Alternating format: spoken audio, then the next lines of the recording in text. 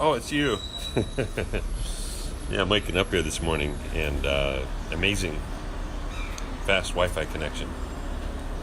So I left the yoga and meditation retreat about 9 p.m. Hang on a second, I'm going to smudge you here for just... Oh, there you go. Left about 9 p.m. night before last. Took a taxi to the airport.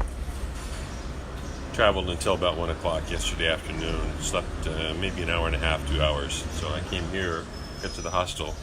Here, meaning I'm in Yangon, Myanmar. So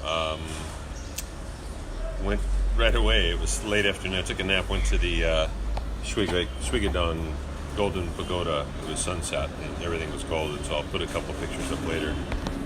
It's really quiet this morning. I'm the only one down here at the hostel to have breakfast, so I thought I would just flash a little image here. Hey, David. Gone from beautiful tropical restored rubber tree plantation to this world. This is the street. Down in that direction is the water. That's the ocean front. And surprisingly, it's a really quiet neighborhood. And I think they must have noise suppression wires that keep it down. Yeah, okay, I'm joking. Of course I'm joking. Hi, Karen. This is the hostel. And this is my first full day here. It's been extremely helpful and friendly. Took a taxi down to the pagoda yesterday, and I think the cost of the taxi was $1.36 or something. And then I came back last night. Hey, Steve. When I came back after that, there's a village neighborhood down below the pagoda, so you can actually leave. There's 4 different cardinal directions, 4 different ways to leave. And I left through the one that had all the statuary and jewelry, and then you cross the street, and you literally walk into this market. And I walked for about half an hour on the way back and found a boardwalk out through a lake. So when I have a SIM card, which I don't have yet, I'll take a video of that area. So I'm just going to do a quick zoom inside here, and there's a beautiful map up on the wall. Here we go. Here we go. So this is, I'm doing a little video for people. This is the dining area. Very clean, very peaceful, comfortable. And this is Myanmar. It's the largest country in Southeast Asia. It goes all the way down toward the southern part of Thailand. You see down here. It comes back up. This is Bangkok, so that's where this would be parallel. Right in this area would be Bangkok. And then we keep following, and this is where I am now.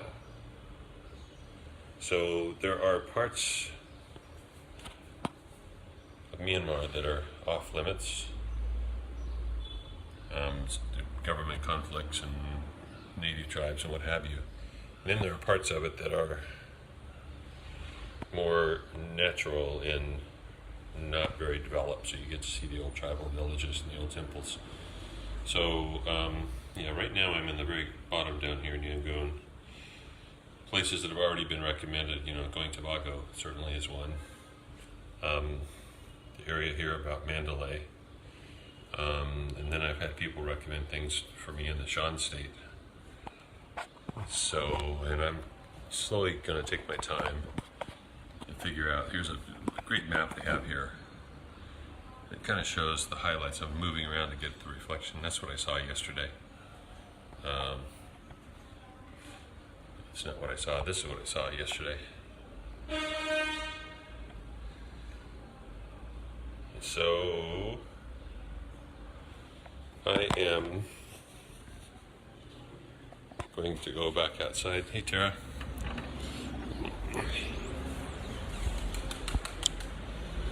Alright, so now I have a chair on the porch.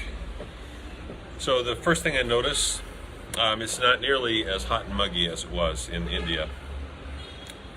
And those of you that are energy aware, has a totally different energy feeling here. There's kind of a a chaos, just kind of an unsettled energy. Oh, even shaking my phone when I do that in India. People are nice and friendly, but here there's just a sense of, there's a calmness in the air. And so walking and talking, came back from the lake last night, and I got on a sort of a dead-end trail. There's a beautiful boardwalk around the lake, but it's under construction, and so parts of it are closed, you can't go. So I walked through this maze looking for a way to get back to the road and find a bus or something. Taxi drivers are plentiful. They're certainly not as aggressive here as in other places. And as I was coming back, thinking, well, I'm going to have to find a taxi, I saw a man putting his shirt back on. It looked like he just finished walking. He said, would you like a taxi?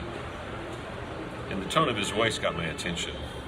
And what I mean by that is when I buy, which I haven't bought anything this trip because my pack is heavy enough, and I'm not really collecting things, but when I buy something, I'm really aware of the energy of the person I'm buying it from. So I don't want negative, nasty, hurried, rushed energy in my home. And some of the taxi drivers are like that. So the guy's like, well, would you like a taxi? And I'm like, maybe. And I went over to talk to him, and I showed him where I was going to go, and he gave me what would be considered a low rate for a taxi driver, and I asked him if it was any less. And he just honestly, candidly looked at me and goes, no, that's the minimum price. I'm like, duh, of course. And that was about $1, whatever it was, 36 or something. And we had the nicest visit on the way back, and it turns out he's from Mandalay. So I asked him, what do you recommend for me to see in Mandalay? And, hey Kathy, pass on my regards. I don't know if this is Steve or Kathleen, but I see your note. Well, I was on the plane, and I was sitting next to a man, and we fell asleep coming here from Bangkok, and then I woke up and had the last hour talking with a man who's from Burma, Myanmar, has been away for a while, but he does telecommunications, he's in the country, he's got businesses, and he has a tour company. So I'm getting advice from a man who drives all over Myanmar. Before I left India, I had opened up some travel guides and sample itineraries and sites to see, and I just didn't ever feel inspired to read any of that stuff. So here I am on the airplane getting first-hand knowledge and experience from a man who does trekking, likes nature, into the local culture, and he's originally from here, but he's into traveling the way that I'm traveling. Can't get better information than that.